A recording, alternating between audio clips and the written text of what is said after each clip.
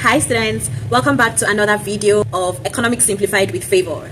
If you're new here, this is the space where we break down complex economic topics into simple concepts and explanations that the average person can understand and apply to their day-to-day lives. If you're returning, welcome back, and don't forget to like, share, and subscribe this video to other students around the world that might find this useful. Don't forget we are using the textbook Principles of Microeconomics as in Micro by Gregory Mankiw, either the 9th or the 10th edition, because this series of chapters I'm covering is on microeconomics as in Micro. I already covered some series on macroeconomics Macro in earlier videos, so you can go back to check that out. Moving on, this is chapter 15 on firms in competitive markets. First of all, what is a competitive market? So as the name implies, it's simply a market where healthy competition is encouraged, right? So what that means is that there is many buyers and sellers. There is also free entry and exits. So what this means is that anyone is free to enter and exit the market as they please, as long as they can afford to, and mostly they can afford to because the cost of production is not as high.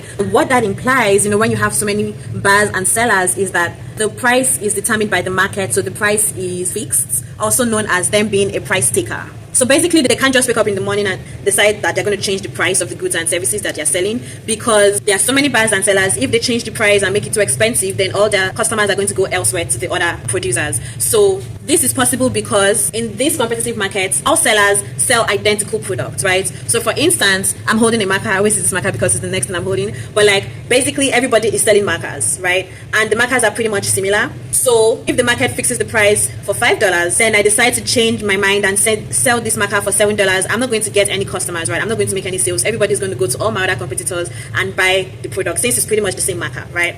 And that implies that there isn't as much information asymmetry. So meaning that everyone pretty much knows who the buyers and the sellers are. So you can't hoard information, you can't hoard goods and services to increase the price. You can't do any of that, okay? So it's a pretty transparent market that is called a perfect competitive market. But as you know, nothing in life is perfect. And it's just an ideal that doesn't really exist in the real world that we can refer to in order to understand other kinds of markets. We use it as a baseline. The closest that we have in reality is known as monopolistic competition. So in monopolistic competition, it's pretty much similar characteristics as we have outlined here, but what changes is that instead of having identical products in a monopolistic competitive market, we have identical products that are slightly differentiated. So back to the marker example, instead of having just one generic marker that is being sold in a perfect competitive market, we have markers, but their branding is different. So this is called an expo marker, and then there are other kinds of markers in the market. So if I, as an expo marker seller, decides to increase my price beyond the market price, then I'm still going to lose all my buyers to other producers and suppliers who are selling similar markers but a different brand.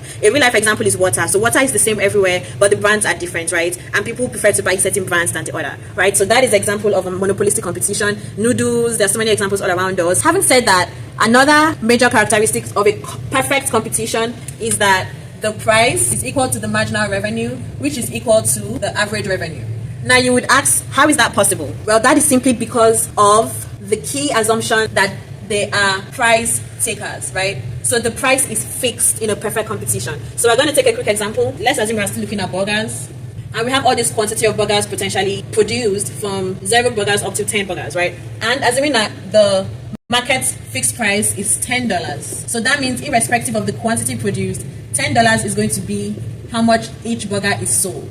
Now let's move ahead to calculate the total revenue. So we already know how to calculate total revenue, basically price times quantity. And the price here is $10, but at 0 production, we have 0 total revenue. At 1 unit of burger that is produced, we have 10 times 1, so $10. At 2 burgers produced, you have 10 times 2, which is $20. At 3 burgers produced, 10 times 3, which is $30. And you do the same all the way until you get to the maximum production in this example, which is $100. Now, how about marginal revenue? Marginal revenue, remember, is your change in total revenue. So anything marginal has to do with the change in the total as a result of the change in the quantity, okay? So meaning that when you increase your burger by 1 unit, how much does your revenue increase by? It means that $10 extra is made when you produce 1 burger. So divided by change in quantity changes from 1 to 0, so that's 1. 10 divided by 1, that gives you 10. So how about at 2 burgers, you have 20 minus 10, so that is still $10, divided by change in quantity. Quantity has increased from 1 burger to 2 burger, that's a difference of 1. So $10 divided by 1 is going to give you $10. By the time you do the same thing, dividing by the change in quantity, you're going to see that you are getting the same $10 all through. okay? And that is because the price is already fixed at $10. How about average revenue? So average revenue is total revenue divided by quantity. So at zero production, that's going to be $0. At one burger produced, they're going to have $10 divided by 1, so that's still going to be 10. At 2 burgers produced, they're going to have $20 divided by 2, but that's still going to give you 10. At $3, they're going to have $30 divided by 3, and that's still going to give you 10. And you keep on doing the same thing. You keep on getting $10 for each of the average revenue.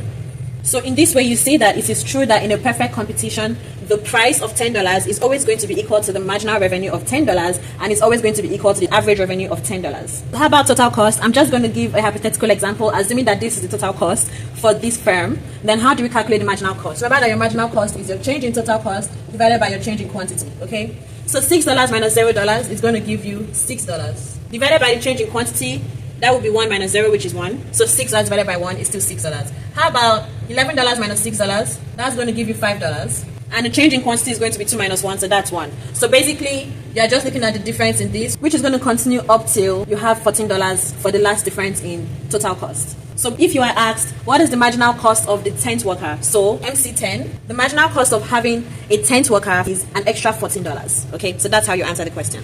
So remember that your revenue is different from your product. Your product is just looking at your quantity, but your revenue is looking at the price times quantity. So if you were to look at total products, for instance, then the total product in this case would be the total quantity produced, which is 10 units, and this is assuming that the labor is fixed. Let's say 1 labor, right? Now let's assume that the number of laborers increased to 2.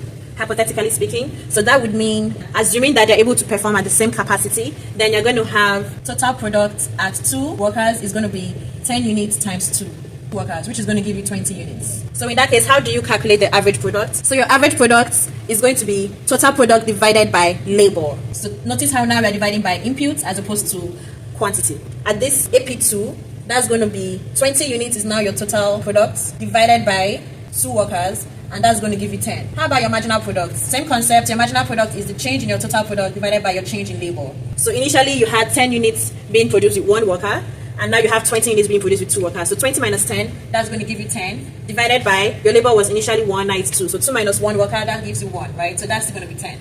So in the same vein, your price is still going to be equal to your average product and your marginal product.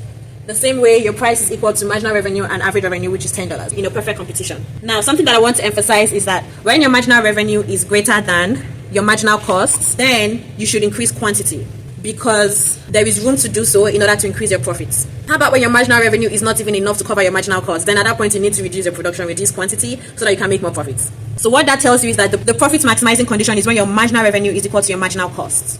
Quick graphical illustration. In this curve, you can see that this upward sloping curve is your marginal cost, which you would see that when you plot your marginal cost, it would basically be like this, right? So this marginal cost is equivalent to your supply curve for a perfect competitive market. So basically, this is your price at $10, right? So the point at which this price equal to MR equal to AR intersects your MC curve or your supply curve is known as the profit maximizing quantity. So in other words, this firm is better off producing at the point where your marginal revenue of $10 is equal to your marginal cost of $10. And that can be traced back to the quantity of 5. So this is your optimal quantity in order to make the best of your resources on a sustained basis. How about when your price is less than your average cost or your total revenue is less than your variable cost? Then that is the condition for shutting down in the market. So shutting down basically means that you are still going to be paying your fixed costs. And on this graph, that is basically equivalent to $4. So anything that makes you sell below a price of $4, just shut down. Okay, there's no point being in the business again. How about when your price is less than your average total cost or your total revenue is less than your total cost? So that is equivalent to producing at a price that is less than $6.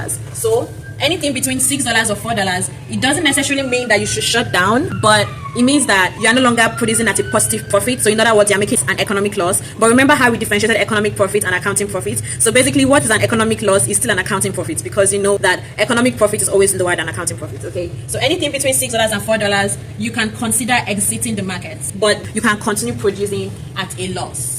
And to be honest, most competitive firms actually produce within the range of $4 and $6, because even though they're making an economic loss, they're making an accounting profit. So they're still able to break even and pay off all the explicit costs, but they're left with the implicit cost. So remember that your profit is equal to your total revenue minus your total cost. And what is your total revenue? That is the same thing as price times quantity. And your total cost is the same thing as your average total cost times quantity. So basically, if you have to factor this out, then price minus average total cost multiplied by quantity, that gives you your profits.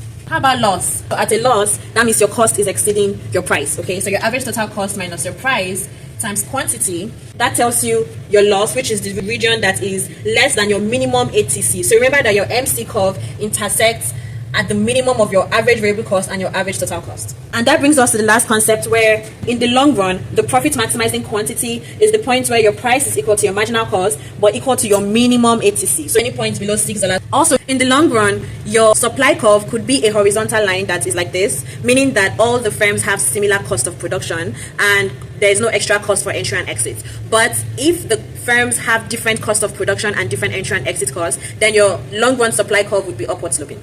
And initially, in a perfect competition, because of the free entry and exit, a lot of firms come into the market, and because of the positive economic profit, so they keep on coming into the market. But when there's too many firms or too many sellers in the market, then it becomes crowded, and that reduces the price. So remember, when there's so much supply, then the price of a good is going to go down. So when the price goes down, that eventually is going to discourage the producers from wanting to supply, because that means less profit. So you're going to have some firms exiting the market, and as a result of that, that kind of frees up the market. So basically, that is how the price is going to keep adjusting, with people exiting and entering the market until there is zero economic profit. And that is that for chapter 15. It's been a great time teaching you guys. Don't forget to like, share, and subscribe, and see you in the next chapter.